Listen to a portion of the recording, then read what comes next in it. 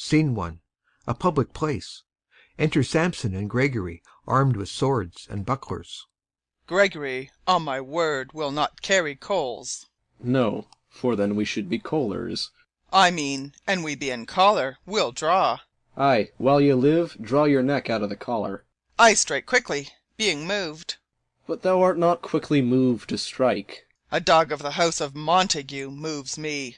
To move is to stir, and to be valiant is to stand. Therefore, if thou art moved, thou runn'st away. A dog of that house shall move me to stand. I will take the wall of any man or maid of Montague's. That shows thee a weak slave, for the weakest goes to the wall. True, and therefore women, being the weaker vessels, are ever thrust to the wall.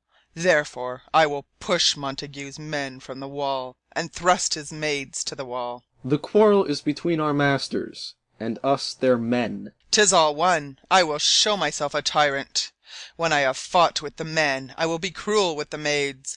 I will cut off their heads. The heads of the maids? Ay, the heads of the maids, or their maiden heads. Take it in what sense thou wilt. They must take it in sense that feel it. Me they shall feel while I am able to stand, and 'tis known I am a pretty piece of flesh. 'Tis well thou art not fish. If thou hadst been poor John. Draw thy tool. Here comes two of the house of Montagues. My naked weapon is out. Quarrel, I will back thee. How? Turn thy back and run? Fear me not. No, marry, I fear thee. Let us take the law of our sides. Let them begin. I will frown as I pass by, and let them take it as they list. Nay, as they dare. I will bite my thumb at them, which is disgrace to them if they bear it. Enter Abraham and Balthazar. Do you bite your thumb at us, sir? I do bite my thumb, sir. Do you bite your thumb at us, sir? Is the law of our side if I say aye? No. No, sir, I do not bite my thumb at you, sir. But I bite my thumb, sir. Do you quarrel, sir? Quarrel, sir? No, sir. But if you do, sir, am for you. I serve as good a man as you. No better. Well, sir. Say better. Here comes one of my master's kinsmen. Yes, better, sir. You lie. Draw, if you be men. Gregory, remember thy swashing blow. They fight. Enter Benvolio. Part, fools! Put up your swords! You know not what you do! Beats down their swords. Enter Tybalt. What? Art thou drawn among these heartless hinds? Turn thee, Benvolio. Look upon thy death. I do but keep the peace. Put up thy sword, or manage it to part these men with me. What? Drawn and talk of peace? I hate the word, as I hate hell, all Montagues, and thee. Have at thee, coward. They fight. Enter several of both houses, who join the fray. Then enter citizens with clubs. Clubs, bills, and partisans, strike, beat them down. Down with the Capulets, down with the Montagues. Enter Capulet in his gown, and Lady Capulet. What noise is this? Give me my long sword, ho! A crutch, a crutch. Why call you for a sword? My sword, I say. Old Montague is come, and flourishes his blade in spite of me. Enter Montague and his Lady Montague. Thou villain, Capulet, hold me not, let me go. Thou shalt not stir 1 foot to seek a foe. Enter Prince with attendants. Rebellious subjects, enemies to peace, profaners of this neighbour-stained steel. Will they not hear? What, ho, you men, you beasts, that quench the fire of your pernicious rage, with purple fountains issuing from your veins, on pain of torture from those bloody hands. Throw your mistempered weapons to the ground, and hear the sentence of your moved prince. 3 civil brawls, bred of an airy word, by thee, old Capulet and Montague, have thrice disturbed the quiet of our streets, and made Verona's ancient citizens cast by their grave beseeming ornaments to wield old partisans in hands as old, cankered with peace, to part your cankered hate. If you ever disturb our streets again, your lives shall pay the forfeit of the peace. For this time all the rest depart away. You, Capulet, shall go along with me. And Montague, come you this afternoon, to know our farther pleasure in this case, to old Freetown, our common judgment place. Once more, on pain of death, all men depart. Exeunt Prince and attendants, Capulet, Lady Capulet, Tybalt, citizens, and servants. Who set this ancient quarrel new abroach? Speak, nephew, were you by when it began? Here were the servants of your adversary and yours, close fighting ere I did approach. I drew to part them. In the instant came the fiery Tybalt, with his sword prepared, which, as he breathed defiance to my ears, he swung about his head and cut the winds, who, nothing hurt withal, hissed him in scorn. While we were interchanging thrusts and blows, came more, and fought on part and part, till the prince came, who parted either part. Oh, where is Romeo? Saw you him to-day? Right glad I am he was not at this fray. Madam, an hour before the worshipped sun peered forth the golden window of the east, a troubled mind drave me to walk abroad, where, underneath the grove of sycamore that westward rooteth from the city's side, so early walking did I see your son.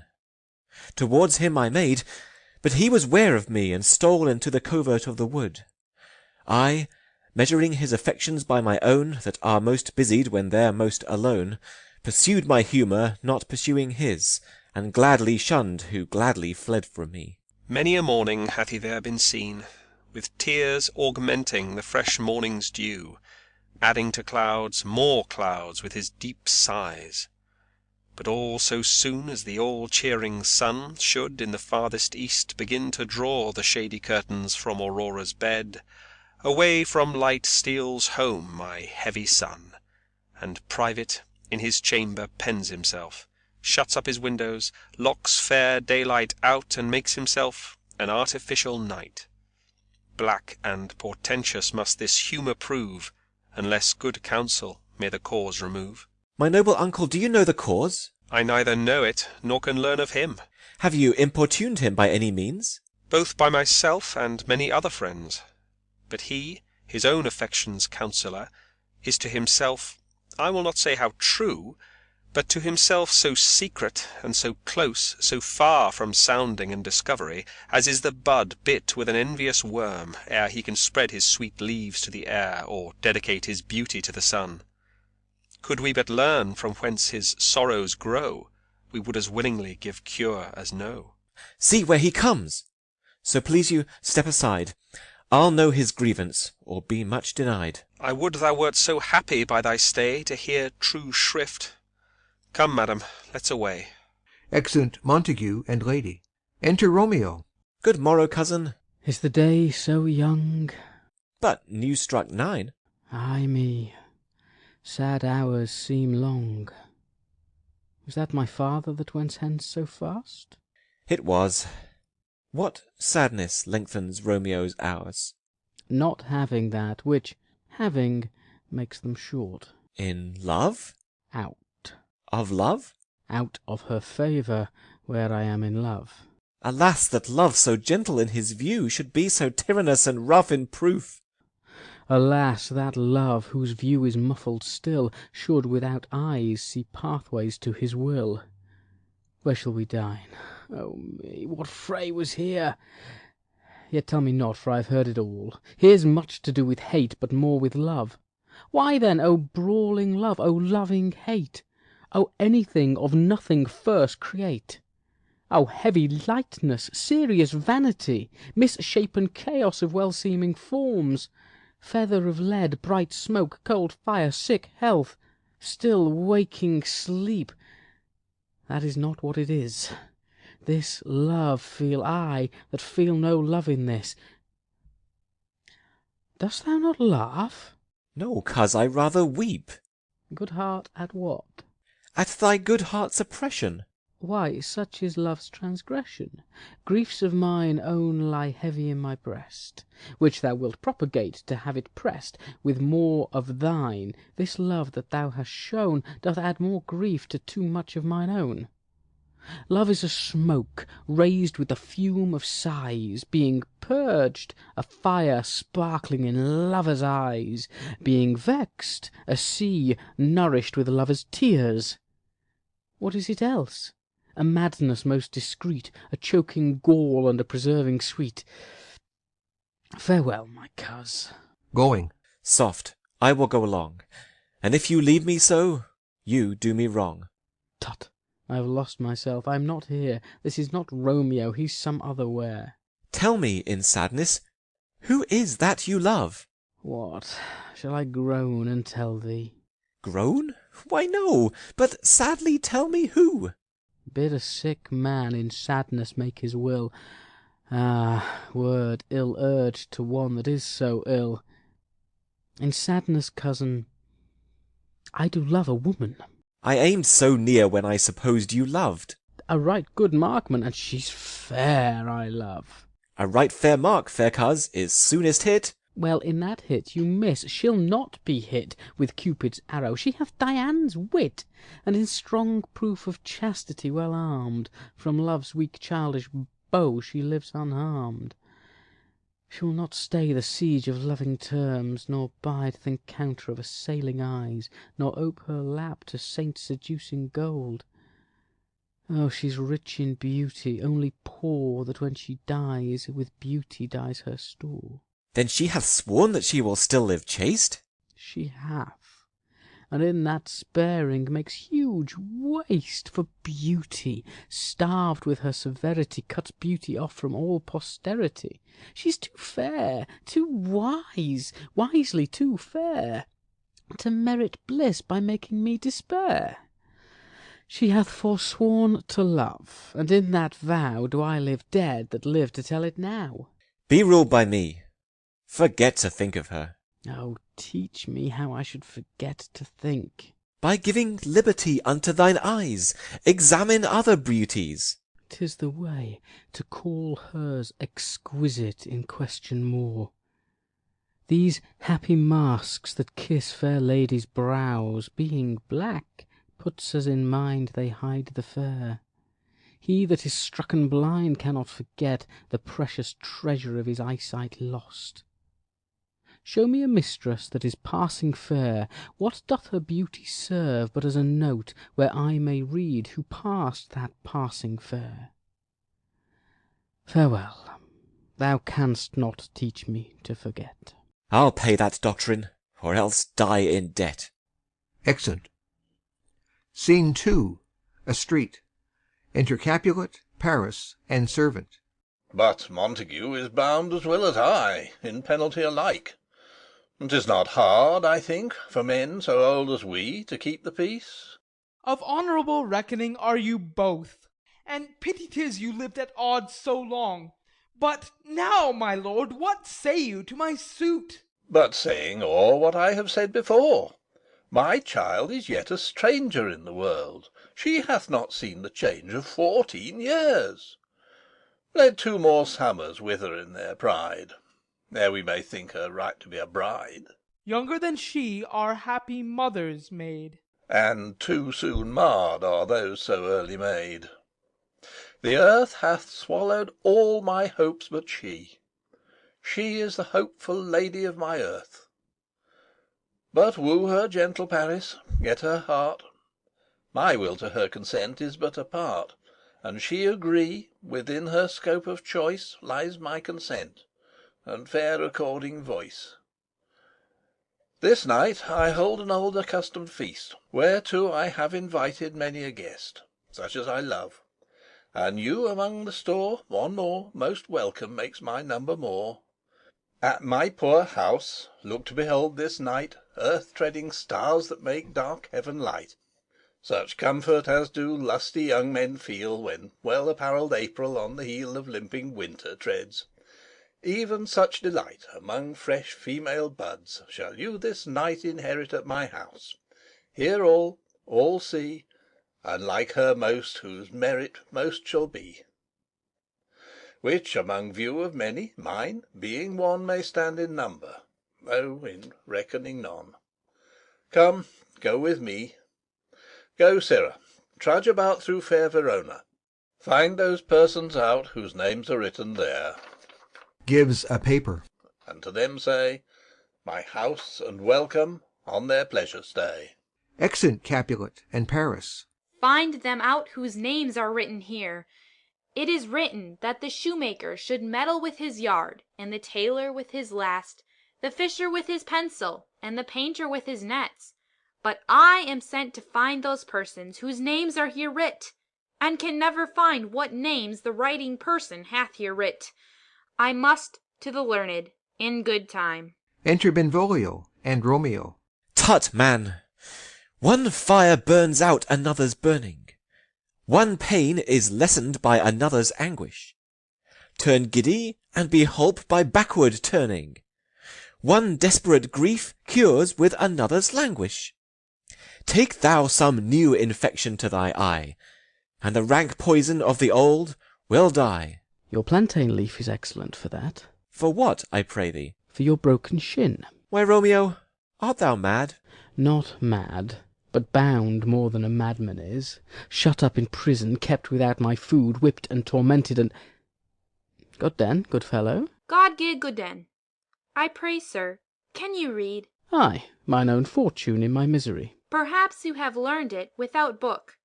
But I pray, can you read anything you see? Ay, if I know the letters and the language. Ye say honestly, rest you merry. Stay, fellow. I can read. Reads. Signor Martino and his wife and daughters. County Anselmo and his beauteous sisters. The lady widow of Vitruvio. Signor Placencio and his lovely nieces. Mercutio and his brother Valentine. Mine uncle Capulet, his wife and daughters, my fair niece Rosaline, Livia, Signor Valencio and his cousin Tybalt, Lucio and the lively Helena. A fair assembly. Gives back the paper. Whither should they come? Up. Whither? To supper. To our house. Whose house? My master's. Indeed, I should have asked you that before. Now I'll tell you without asking. My master is the great rich Capulet, and if you be not of the house of Montagues, I pray come and crush a cup of wine. Rest you merry. Exit. At this same ancient feast of Capulets sups the fair Rosaline whom thou so lovest, with all the admired beauties of Verona. Go thither, and with unattainted eye compare her face with some that I shall show, and I will make thee think thy swan a crow. When the devout religion of mine eye maintains such falsehood, then turn tears to fires. And these, who often drowned, could never die, transparent heretics, be burnt for liars. One fairer than my love? The all-seeing sun ne'er saw her match since first the world begun. Tut, you saw her fair, none else being by, herself poised with herself in either eye.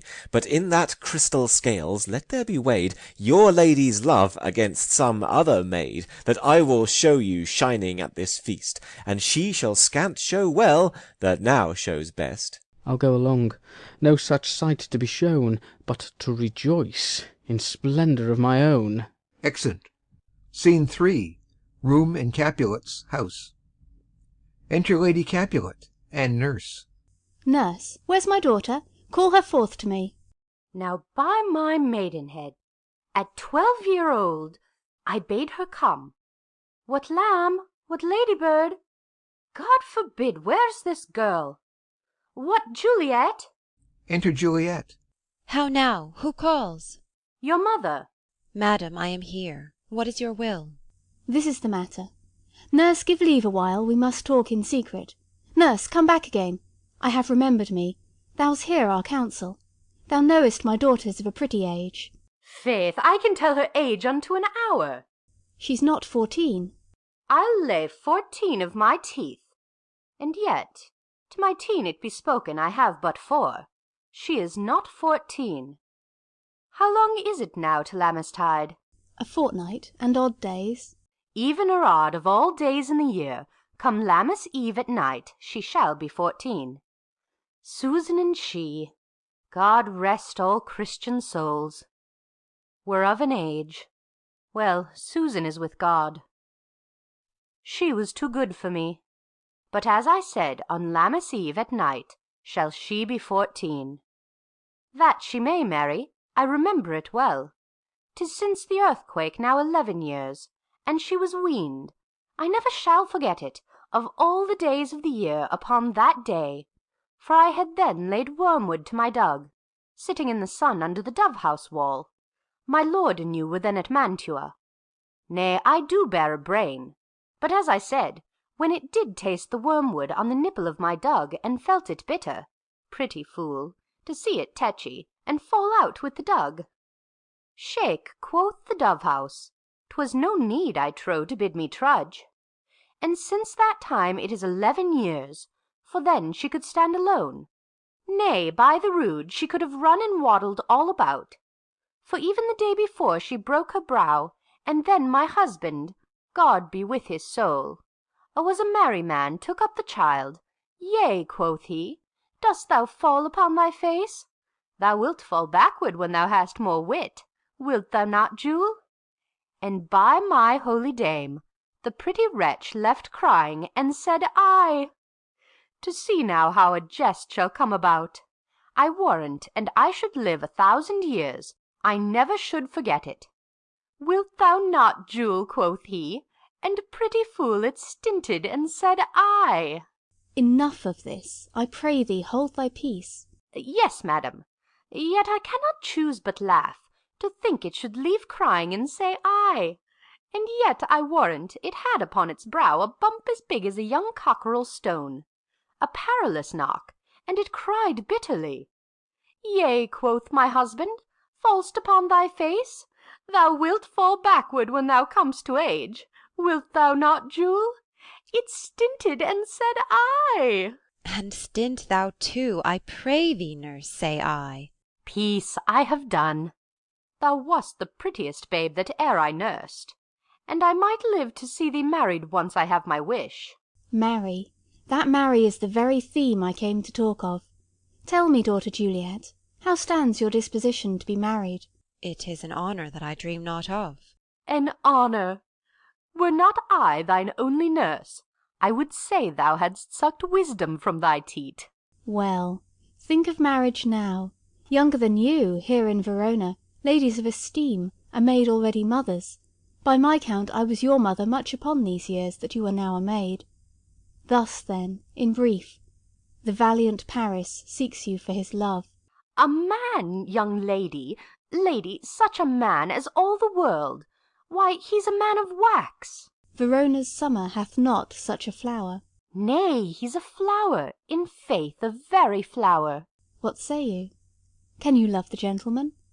This night you shall behold him at our feast. Read o'er the volume of young Paris's face, and find delight writ there with beauty's pen. Examine every married lineament, and see how one another lends content, and what obscured in this fair volume lies, find written in the margent of his eyes. This precious book of love, this unbound lover, to beautify him only lacks a cover. The fish lives in the sea, and 'tis much pride for fair without the fair within to hide. That book in many's eyes doth share the glory, that in gold clasps locks in the golden story. So shall you share all that he doth possess, by having him, making yourself no less. No less, nay, bigger. Women grow by men. Speak briefly. Can you like of Paris's love? I'll look to like, if looking liking move. But no more deep will I endart mine eye than your consent gives strength to make it fly. Enter a servant. Madam, the guests are come, supper served up. You called, my young lady asked for, the nurse cursed in the pantry, and everything in extremity. I must hence to wait. I beseech you follow straight. We follow thee. Exit servant. Juliet, the county stays. Go, girl. Seek happy nights to happy days. Exit. Scene 4. A street. Enter Romeo, Mercutio, Benvolio, with 5 or 6 maskers, torchbearers, and others. What, shall this speech be spoke for our excuse, or shall we on without apology? The date is out of such prolixity. We'll have no Cupid hoodwinked with a scarf, bearing a Tartar's painted bow of lath, scaring the ladies like a crow-keeper, nor no without-book prologue faintly spoke after the prompter for our entrance. But let them measure us by what they will. We'll measure them a measure, and be gone. Give me a torch. I'm not for this ambling. Being but heavy, I will bear the light. Nay, gentle Romeo, we must have you dance. Not I, believe me. You have dancing shoes with nimble soles. I have a soul of lead, so stakes me to the ground I cannot move. You are a lover. Borrow Cupid's wings, and soar with them above a common bound. I am too sore and pierced with his shaft to soar with his light feathers, and so bound I cannot bound a pitch above dull woe. Under love's heavy burden do I sink. And to sink it in, should you burden love. Too great oppression for a tender thing. Is love a tender thing? It is too rough, too rude, too boisterous, and it pricks like thorn. If love be rough with you, be rough with love. Prick love for pricking, and you beat love down. Give me a case to put my visage in. Putting on a mask. A vizard for a vizard. What care I what curious eye doth quote deformities?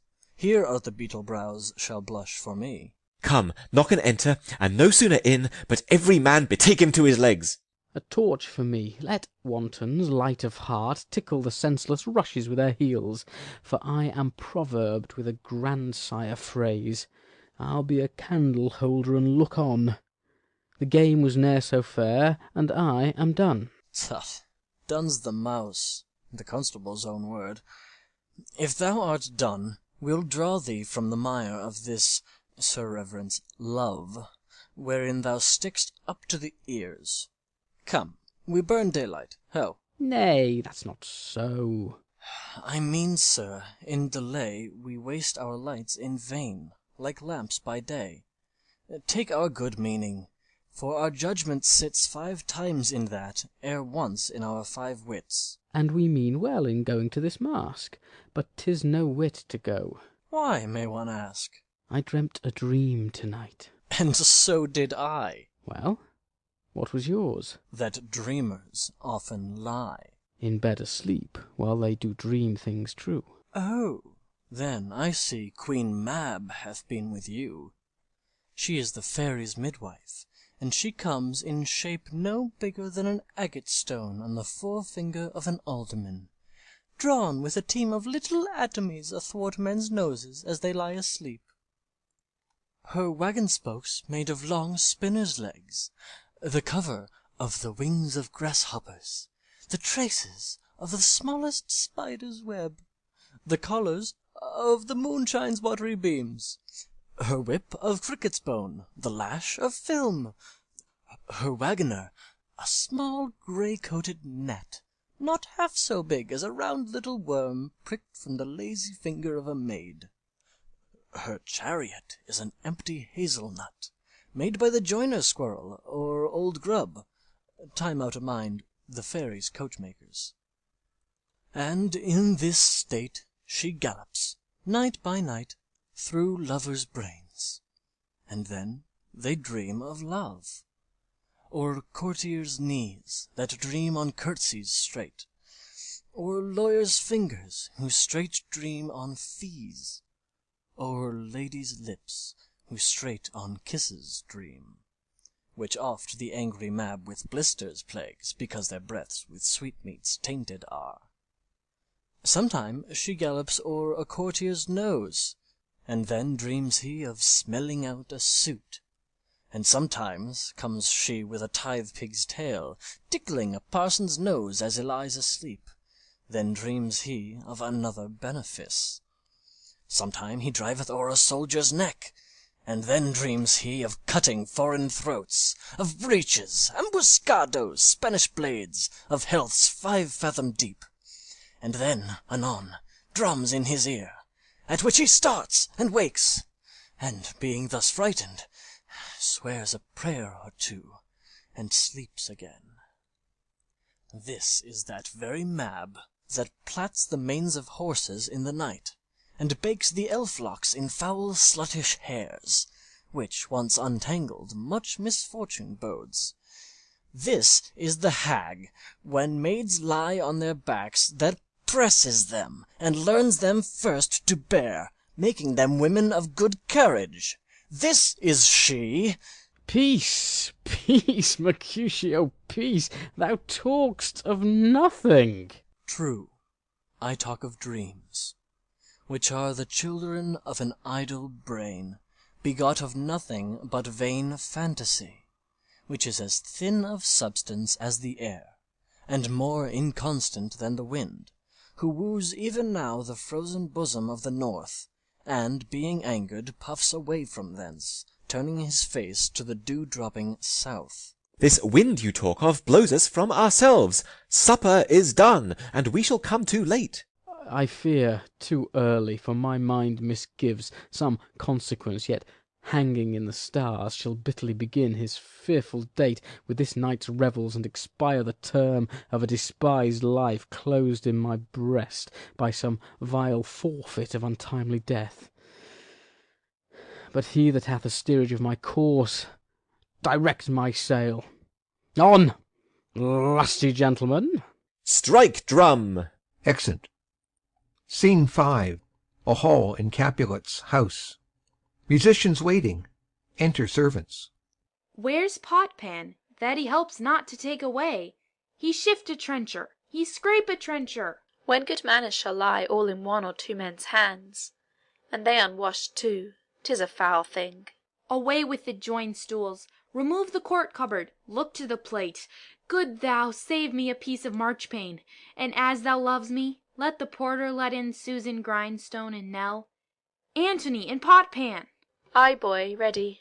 You are looked for and called for, asked for and sought for in the great chamber. We cannot be here and there too. Cheerily, boys, be brisk a while, and the longer liver take all. They retire behind. Enter Capulet and company, with the guests the maskers. Welcome, gentlemen. Ladies that have their toes unplagued with corns will have a bout with you. Ah, my mistresses! Which of you all will now deny to dance? She that makes dainty, she, I'll swear, hath corns. Am I come near you now? Welcome, gentlemen. I have seen the day that I have worn a vizard, and could tell a whispering tale in a fair lady's ear, such as would please. 'Tis gone, 'tis gone, 'tis gone. You're welcome, gentlemen. Come, musicians, play. The hall, all give room, and foot it goes. Music plays, and they dance. More light, you knaves, and turn the tables up, and quench the fire. The room is grown too hot. Ah, sirrah, this unlooked-for sport comes well. Nay, sit, good cousin Capulet, for you and I are past our dancing days. How long is't now since last yourself and I were in a mask? By your lady, 30 years. What, man? 'Tis not so much, 'tis not so much. 'Tis since the nuptial of Lucentio. Come Pentecost as quickly as it will, some 25 years, and then we masked. 'Tis more, 'tis more. His son is elder, sir. His son is 30. Will you tell me that? His son was but a ward 2 years ago. What lady is that, which doth enrich the hand of yonder knight? I know not, sir. Oh, she doth teach the torches to burn bright. It seems she hangs upon the cheek of night, like a rich jewel in an Ethiop's ear. Beauty too rich for use, for earth too dear. So shows a snowy dove, trooping with crows, as yonder lady o'er her fellows shows. The measure done, I'll watch her place of stand, and touching hers make blessed my rude hand.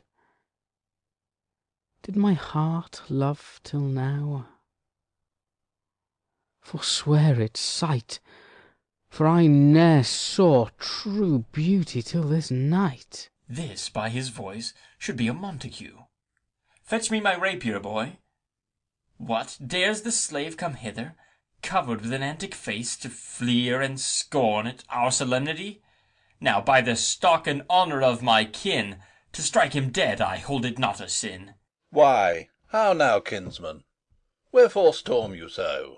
Uncle, this is a Montague, our foe, a villain, that is hither come in spite to scorn at our solemnity this night. Young Romeo, is it? 'Tis he, that villain, Romeo. Content thee, gentle cars, let him alone. He bears him like a portly gentleman, and to say truth, Verona brags of him to be a virtuous and well-governed youth. I would not for the wealth of all the town here in my house do him disparagement. Therefore be patient, take no note of him. It is my will, the which if thou respect, show a fair presence, and put off these frowns, an ill-beseeming semblance for a feast. It fits, when such a villain is a guest. I'll not endure him. He shall be endured. What, goodman boy? I say he shall. Go to. Am I the master here, or you? Go to. You'll not endure him? God shall mend my soul, you'll make a mutiny among my guests. You will set cock-a-hoop, you'll be the man. Why, uncle, 'tis a shame. Go to, go to. You are a saucy boy. Is't so, indeed? This trick may chance to scathe you. I know what, you must contrary me. Marry, 'tis time. Well said, my hearts. You are a princox. Go, be quiet, or more light, more light. For shame, I'll make you quiet. What? Cheerily, my hearts. Patience, perforce with wilful choler meeting, makes my flesh tremble in their different greeting. I will withdraw, but this intrusion shall, now seeming sweet, convert to bitter gall. Exit. To Juliet. If I profane with my unworthiest hand this holy shrine, the gentle fine is this: my lips, two blushing pilgrims, ready stand to smooth that rough touch with a tender kiss. Good pilgrim, you do wrong your hand too much, which mannerly devotion shows in this. For saints have hands that pilgrims' hands do touch, and palm to palm is holy palmer's kiss. Have not saints lips, and holy palmers too? Ay, pilgrim, lips that they must use in prayer. Oh, then, dear saint, let lips do what hands do. They pray, grant thou, lest faith turn to despair. Saints do not move, though grant for prayer's sake. Then move not, while my prayer's effect I take. Thus from my lips by thine my sin is purged. Kissing her. Then have my lips the sin that they have took. Sin from my lips? O trespass, sweetly urged, give me my sin again. You kiss by the book. Madam, your mother craves a word with you. What is her mother? Mary, bachelor, her mother is the lady of the house, and a good lady, and a wise and virtuous. I nursed her daughter that you talked withal. I tell you, he that can lay hold of her shall have the chinks. Is she a Capulet? Oh, dear account, my life is my foe's debt. Away, begone! The sport is at the best. Ay, so I fear. The more is my unrest. Nay, gentlemen, prepare not to be gone. We have a trifling foolish banquet towards. Is't e'en so? Why, then I thank you all. I thank you, honest gentlemen. Good night. More torches here. Come on, then. Let's to bed. Ah, sirrah. To second Capulet. By my fay, it waxes late. I'll to my rest. Exeunt, all but Juliet and nurse. Come hither, nurse. What is yond gentleman?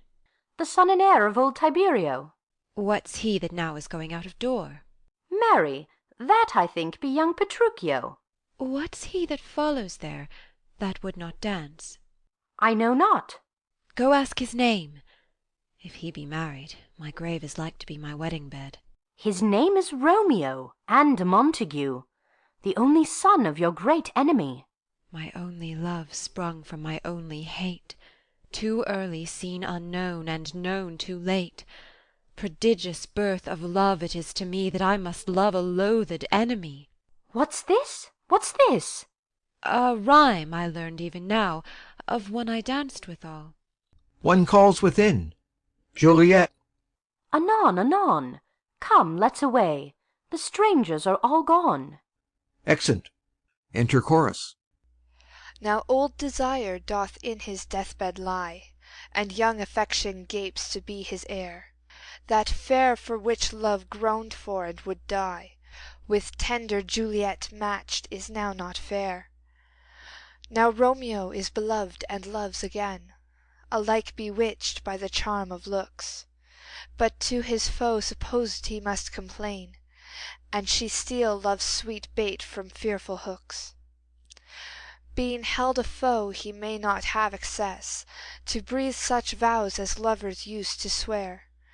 And she as much in love, her means much less, to meet her new beloved anywhere. But passion lends them power time means to meet, tempering extremities with extreme sweet. Exit.